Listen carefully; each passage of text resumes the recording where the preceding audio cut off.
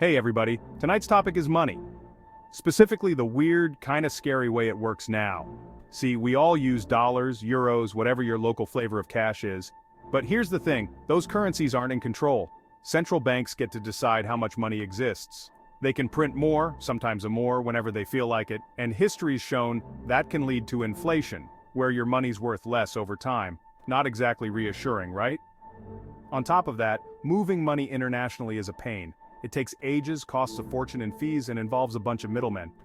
It's like trying to mail a letter in the 1700s, but with more forms and anxiety. So some folks started looking for an alternative, a way to have more control over their money, without relying on this whole outdated system. That's where crypto comes in, and specifically, a little thing called Bitcoin. Back in 2008, right as the financial world was melting down, Bitcoin popped up online. No one knew who created it, just this anonymous person, or people, calling themselves Satoshi Nakamoto. Mysterious, right? Bitcoin's whole deal was this: a digital currency, controlled by no one, that anyone could use. It runs on something called a blockchain, which is basically a giant public ledger that tracks every single transaction. Think of it like a super secure online spreadsheet everyone can see, but no one can tamper with. Now, early on, Bitcoin was mostly a niche thing. Tech enthusiasts, and let's be honest, some shady characters were the main ones interested. But then, something funny happened. People started seeing it as an investment, like digital gold maybe.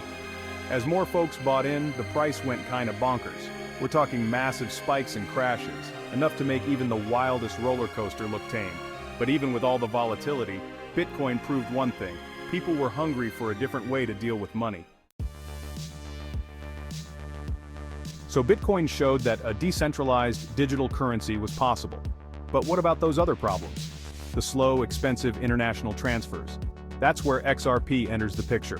Created by a company called Ripple, XRP isn't trying to traditional currencies.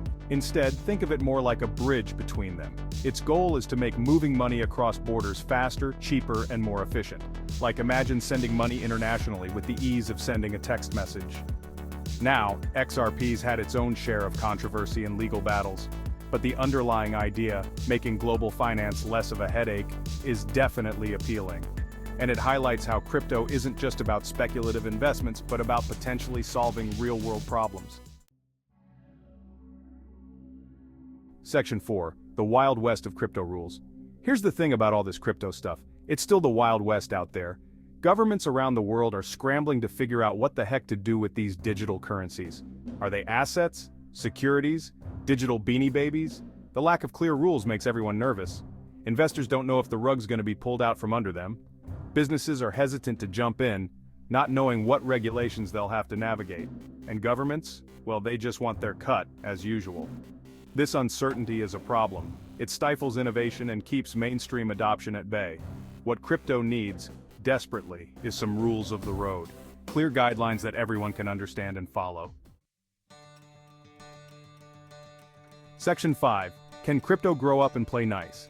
So, what's the future hold for crypto? Will it revolutionize finance or crash and burn in a spectacular implosion of digital ones and zeros? The honest answer is nobody knows. But here's the thing. The underlying technology, the blockchain stuff, is genuinely game-changing.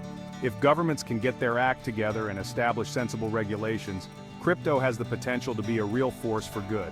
We're talking faster transactions, lower fees, and greater financial inclusion for people who've been shut out of the traditional system.